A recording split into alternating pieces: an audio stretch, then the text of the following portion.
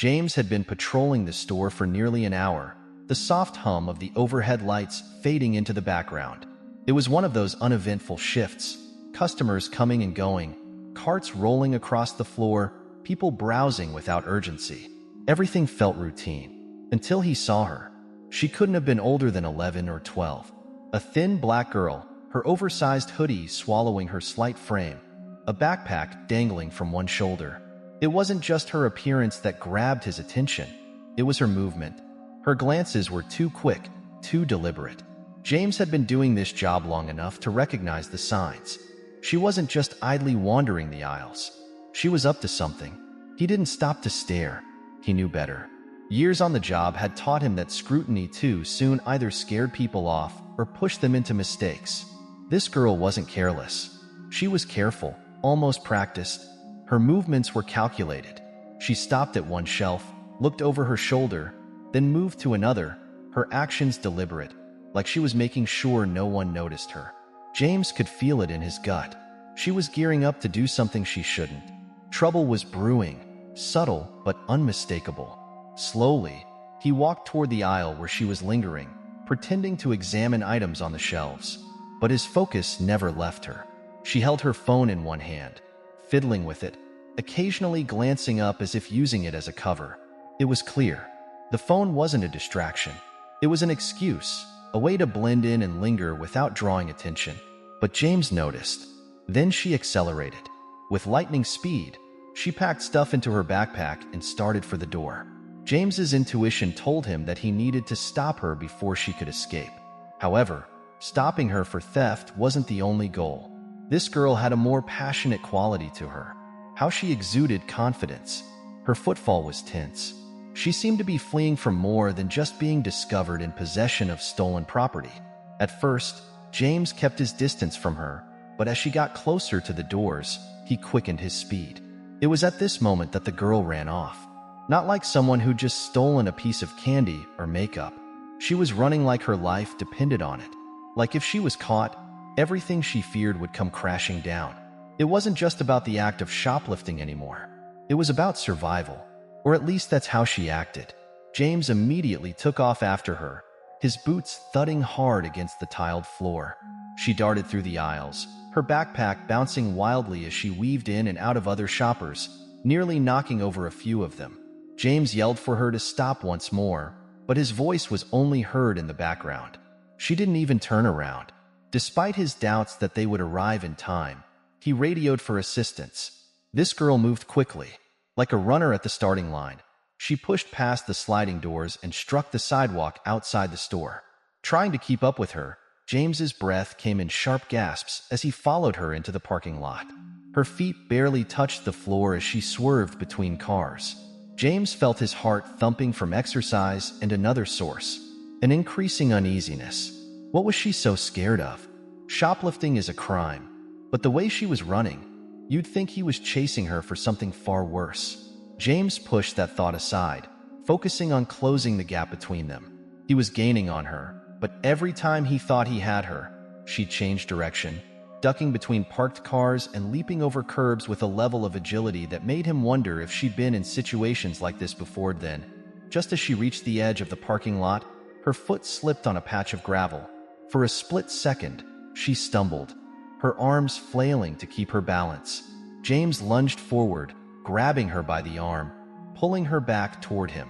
"Stop," he said, tightening his grip as she struggled, kicking and thrashing. Her strength surprised James. She was small, but in that moment, it felt like she had the power of someone twice her size, fueled by raw fear. "Let me go," she screamed, her voice cracking. James tried to get her to calm down, but it was like she couldn't even hear him. She kept fighting, twisting her body, trying to break free. For a moment, he thought she might actually slip out of his grasp, but he held on. "Calm down," James said again, this time more forcefully. "You're making it worse for yourself." But she wasn't listening. Her breathing was erratic, her chest heaving like she'd just run a marathon. Her eyes darted around the parking lot as if she was still looking for an escape. James could feel her entire body shaking as he gripped her arm. Even though she was no longer fighting, she nonetheless carried herself with stiffness. She seemed to be lost in whatever terror had caused her to rush in that manner, as if her thoughts were far away. James's hold relaxed somewhat. "What's your name?" Now that the adrenaline of the chase had worn off, he asked in a softer tone. She took a while to respond, her eyes fixed on the ground. The oversized hoodie enveloped her small frame as she tightened it around herself. Finally, she spoke in a barely audible whisper. "Journey, I need to see what you took," James said. Her body tensed once more subtly, but James noticed. With shaky hands, she hesitated before unzipping her backpack. Slowly and deliberately, she reached inside and pulled out a slightly worn stuffed bear, some food, and a box of tampons. Nothing of significant monetary value, just basic provisions. James frowned in confusion. Was that it? Had she fled as if stealing this were her only chance? In order to avoid startling her, he bent down to her level and spoke quietly. "Journey, why did you take these?" James saw the full weight of Journey's burden for the first time when their eyes locked. It was more than just a fear of being discovered. It was more profound, something that had long been brewing within her. Her voice cracked with intense emotion when she finally spoke, her lips quivering as she struggled to form the words. "I didn't have a choice. I'm hungry, and I really need these," she whispered, her voice fragile like glass on the verge of shattering. "I need it." James shook his head, trying to make sense of it. "Need a teddy bear? Why?"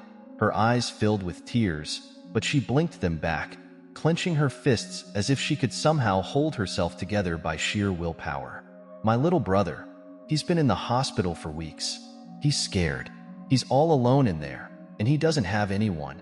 No one comes to see him. I'm the only one who visits, but I can't stay with him all the time. He used to have a bear just like this one, but it got lost.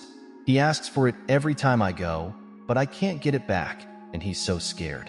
Her voice broke then, the tears finally spilling over. She tried to wipe them away, but more kept coming. "I just wanted him to have something to hold, you know? Something that makes him feel safe. I know I shouldn't have stolen it. I know it was wrong, but I didn't know what else to do. I don't have any money. I just needed him to have it." James swallowed hard, his throat tightening in a way he wasn't prepared for. He looked at the stuffed bear and snacks in her hands, and then back at her tear-streaked face. All the pieces began to fall into place. The desperation, the fear in her eyes, the way she'd run like her life depended on it. In her mind, it probably did. It wasn't just about the items. It was about survival and love. About trying to protect her little brother and herself in the only way she knew how. She was just a kid herself, and yet here she was, bearing the weight of something no kid should have to carry. James stood there, speechless, trying to process everything. His training had taught him how to handle situations like this, how to stay detached, how to remain professional. But standing here, looking at this girl, he couldn't stop the emotions that were bubbling up inside him. His chest felt heavy, like something was pressing down on him, making it hard to breathe. Journey was sobbing now, her small frame shaking as she hugged the bear close to her chest. "I just wanted to help us," she said between sobs. "I didn't mean for it to go this far." And then, before James could stop himself, he felt the tears welling up in my own eyes. He hadn't cried on the job in years, not since his first year on the force, when he'd seen things that no amount of training could prepare you for. But something about this broke him. James looked down at her, and in that moment, she wasn't just some kid who'd committed a crime. She was a sister, trying to do whatever she could to protect her brother, even if it meant breaking the law. She wasn't some hardened criminal. She was scared. James turned away for a moment, trying to collect himself, but it was too late. The tears were already streaming down his face. He didn't know how to handle it, didn't know how to shift away what he was feeling. His chest ached with empathy and sorrow, and it took everything in him not to break down completely right there in the parking lot. He took a deep breath, wiped his eyes, and turned back to her. "I'm so sorry, Journey," he whispered, his voice thick with emotion. "I'm sorry you've had to go through this." Journey looked up at him, her tear-filled eyes filled with confusion, like she couldn't believe what was happening. James had to make this right. He couldn't erase what she'd done, and couldn't change the fact that she was still in trouble. But he could see now that this wasn't just about the law. This was about understanding, about seeing the person behind the action. He took a deep breath and reached for his radio, my voice barely steady as I called off the backup. This was more than a simple arrest. It was a moment where two lives, two very different paths, crossed in a way neither of them had expected.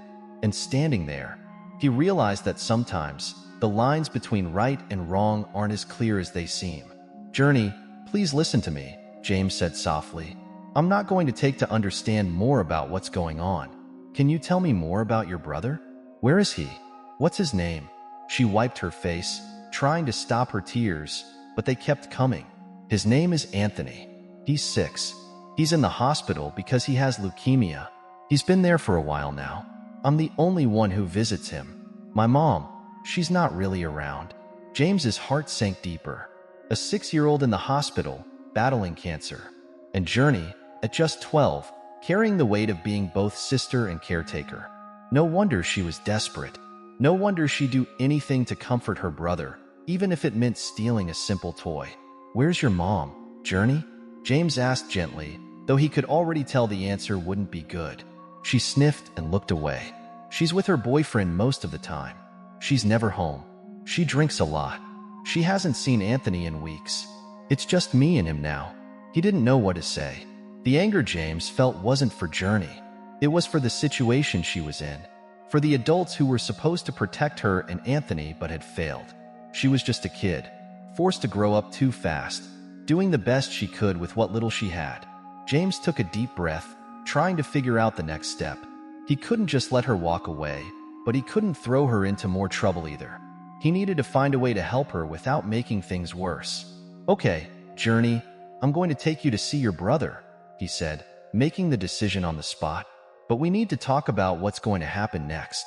You can't keep doing things like this, even if your heart's in the right place. Do you understand?"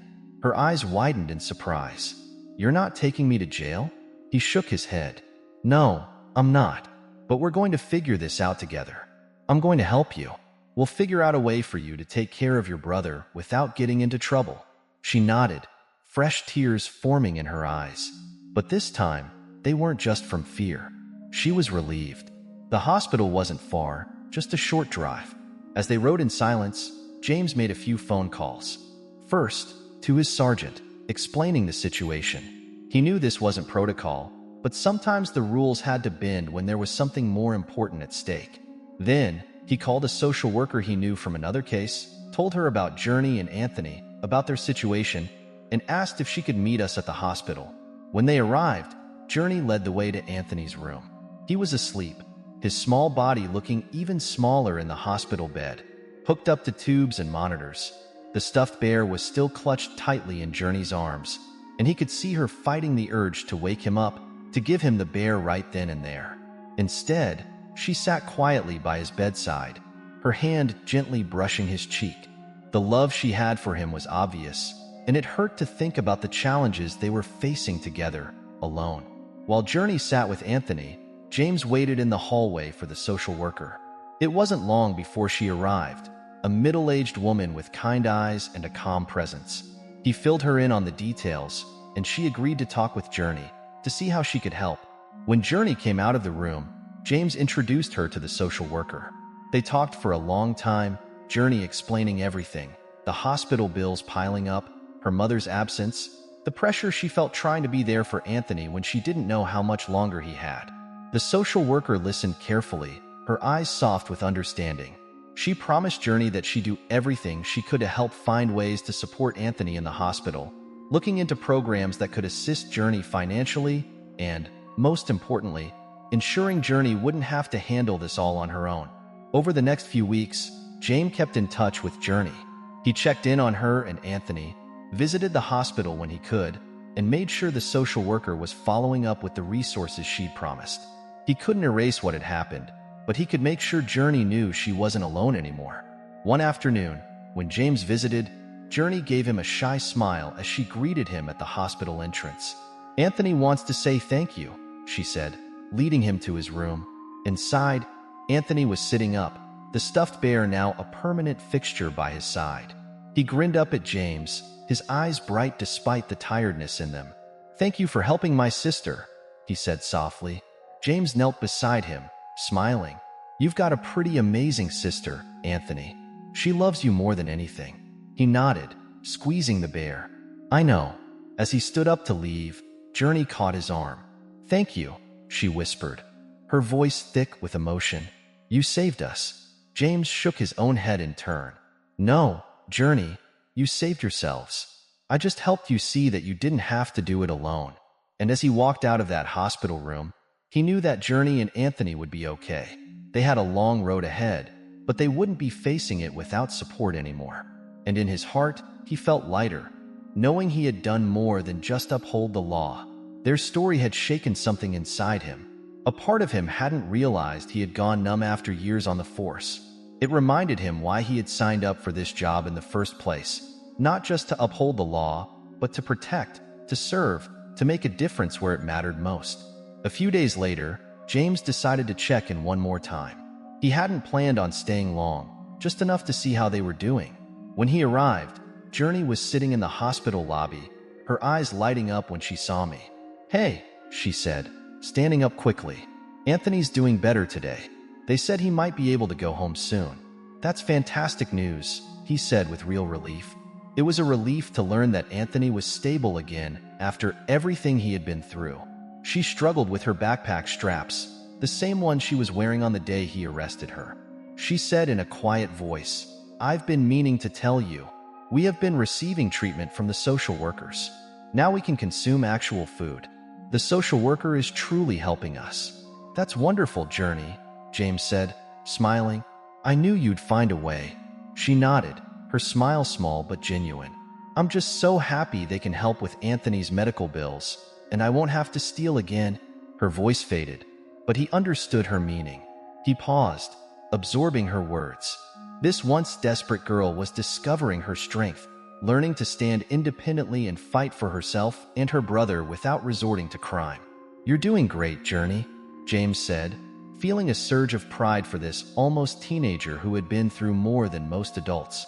I'm proud of you. Her eyes glistened for a moment, but she blinked away the tears. I wouldn't have made it without you, she admitted quietly. Journey gave him a small smile, and I could see the weight she carried wasn't as crushing as it had been before. She was still standing, and so was Anthony. They stood together, and before he left, Anthony waved from his bed, clutching the stuffed bear. Make sure you visit again soon, he called, his voice filled with hope. James promised he would, fully aware he'd honor that commitment. This case had become more than just a file or a report in the system. Journey and Anthony reminded him that even in the darkest times, a bit of kindness and support can make a significant difference. Thanks for watching. See you soon with a new tale.